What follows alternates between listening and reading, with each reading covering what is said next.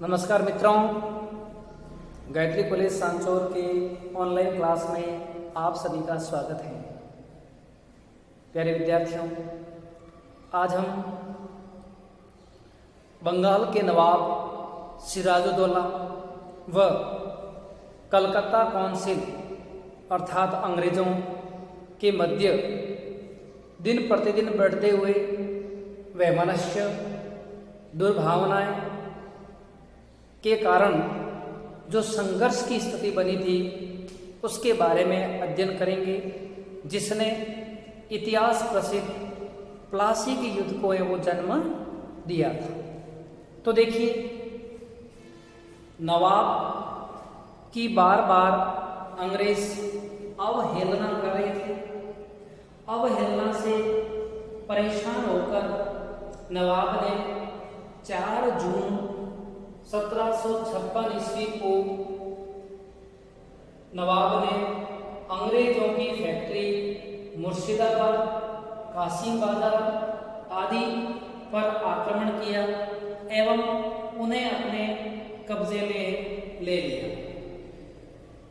अंग्रेज नवाब की 50,000 सैन्य ताकत का सामना नहीं कर सके और अंग्रेजों को बार बार चेतावनी देने के बावजूद भी अंग्रेज नहीं सुधरे और उन्होंने कलकत्ता में विलियम फोर्ट का निर्माण शुरू रखा। इसलिए 5 जून 1756 को नवाब सिराजुद्दौला अपने 50,000 सिपाहियों के साथ आक्रमण कर दिया और वहां पर अंग्रेज अधिकारी गवर्नर ड्रेक ने मात्र 500 सिपाही होते हुए भी नवाब सिराजुद्दौला का सामना करने का निश्चय किया, लेकिन युद्ध में जीत नहीं दिखने पर ड्रेक वहां से भाग गए और उन्होंने किले की कमान हॉलवेल व उसके कुछ साथियों को सौंप दी, जिस पर सिराजुद्दौला ने हॉलवेल को आत्मसमर्पण करने के लिए बाध्य किया और हॉलवेल ने भी नवाब के सामने शांति प्रस्ताव को रखा था। उसी दौरान एक घटना घटित हुई थी जिसे इतिहास में काल कोठरी की घटना या ब्लैक हॉल दुर्घटना दोनों ही नामों से जाना जाता है। बीए फाइनल में एक प्रश्न सीधा ही पूछ सकते हैं कि ब्लैक हॉल दुर्घटना क्या है या काल कोठरी की घटना क्या है।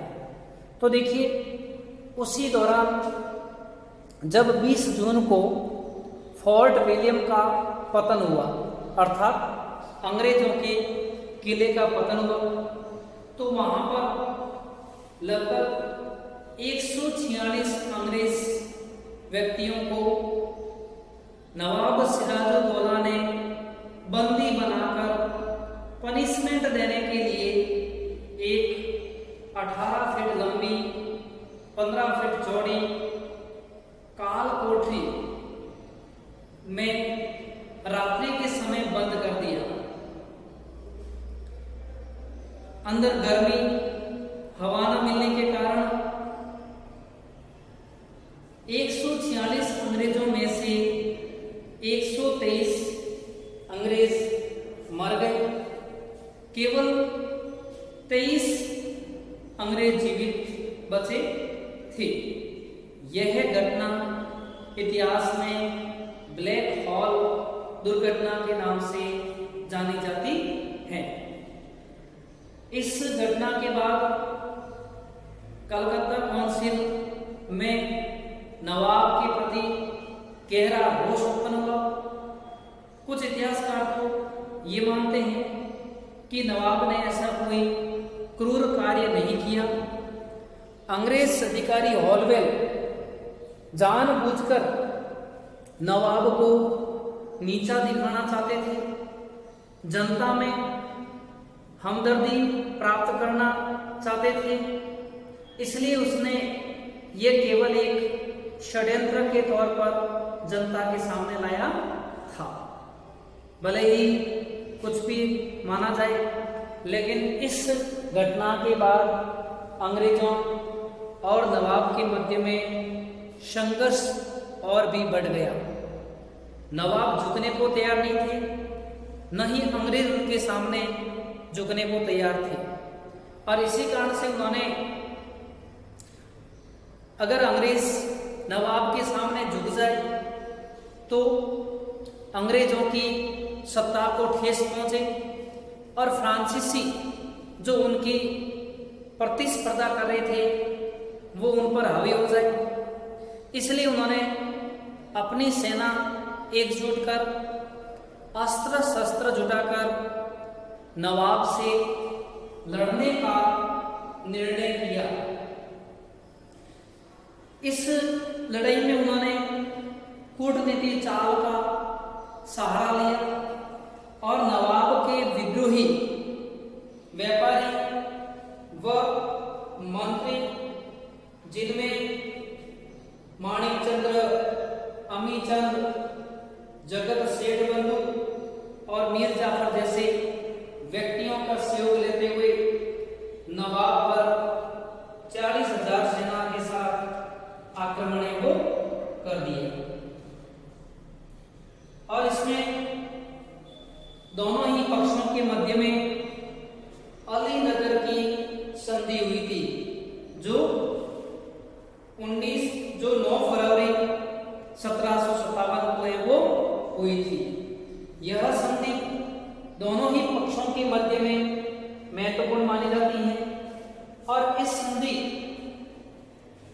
के बाद अंग्रेज अपनी शक्ति बढ़ाने लगे।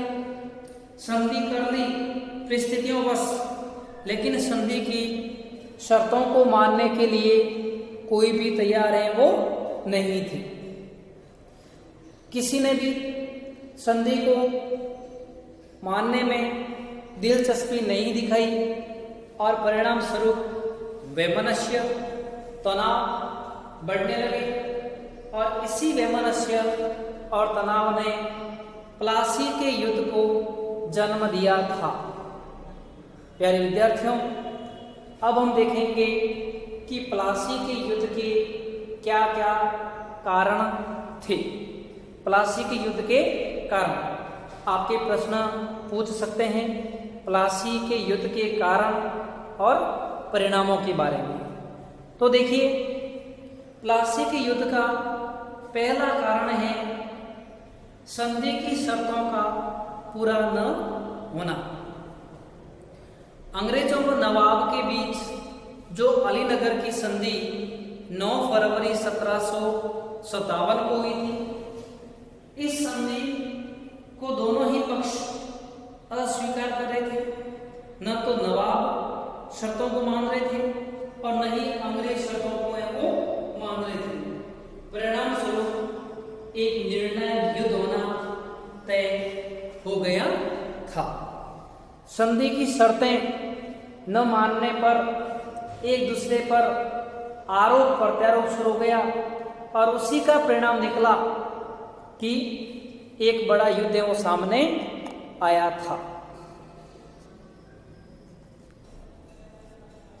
तो देखिए, प्लासी के युद्ध का दूसरा कारण, दूसरे कारण में है अंग्रेजों द्वारा नवाब पर दोष लगाना। तो देखिए, अंग्रेज नवाब पर लगातार दोषारोपण कर रहे थे। उनका मानना था कि नवाब उनकी एक भी बात स्वीकार नहीं कर रहे हैं और इस कारण जब अंग्रेजों ने फ्रांसीसियों की बस्ती चंद्रनगर पर आक्रमण करने के लिए नवाब से अनुमति मांगी तो नवाब ने टालम टोल जवाब दिया। इससे अंग्रेजों को और भी डाउट हो गया और उन्होंने बिना नवाब के पूछे ही फ्रांसीसियों की बस्ती चंद्रनगर पर आक्रमण कर दिया और चंद्रनगर को अपने अधीन है वो कर लिया। इससे अंग्रेजों की शक्ति बढ़ती हुई दिखने लगी और नवाब को भी अंग्रेज अवज्ञा करते हुए दिखने लगे। इसके अलावा अगला कारण है नवाब के विरुद्ध षड्यंत्र। बंगाल के नवाब सिराजुद्दौला ने अपने विरोधी व कई मंत्रियों को अपमानित करके बड़े दरबार से निकाल दिया था। वे दरबारी येन केन प्रकारेण अपनी पराजय का बदला लेना चाहते थे। नवाब ने उनको बेइज्जत किया था और वे बेइज्जत मंत्री अंग्रेजों के संपर्क में आए। अंग्रेज उनके पक्ष में हो गए, जिनमें मीर जाफर, मिर्जा अली बेग व हुसैन खां जैसे अपमानित मंत्रियों को उन्होंने संरक्षण प्रदान किया एवं नवाब सिराजुद्दौला की हिंदू अमीरों के प्रति या व्यक्तियों के प्रति नीति पक्षपातपूर्ण थी और उन्होंने जगत सेठ, मेहताब राय, स्वरूप चंद्र एवं नदिया के जमींदार कृष्णचंद्र को भी अपमानित किया था।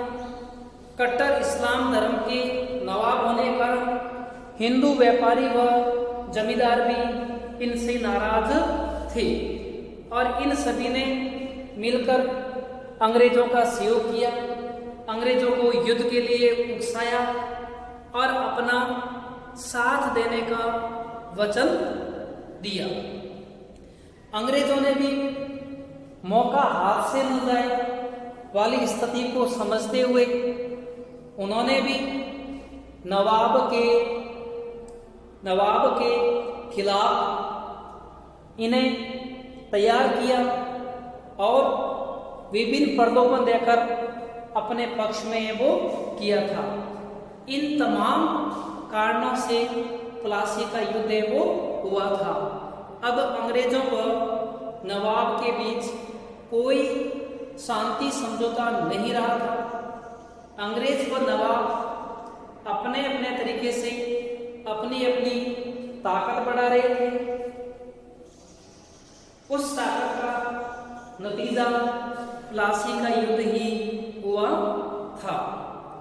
अंग्रेज संख्या में कम होते हुए भी इस कारण निश्चिंत थे कि नवाब की सेना के सेनापति भी सहयोग अंग्रेजों का करेंगे, जबकि नवाब को इस बात की भनक भी है वो नहीं थी।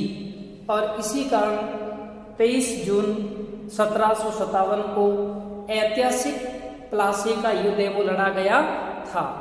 यह युद्ध संख्या की दृष्टि से, सैनिक मृत्यु की दृष्टि से भले ही कम रहा हो, लेकिन इसका इतिहास में बहुत बड़ा महत्व माना जाता है। प्लासी का युद्ध अपने आप में एक निर्णायक युद्ध था और इस युद्ध ने तय कर लिया था कि आने वाले समय में भारत में या बंगाल में किसकी सत्ता स्थापित होगी। Thank you.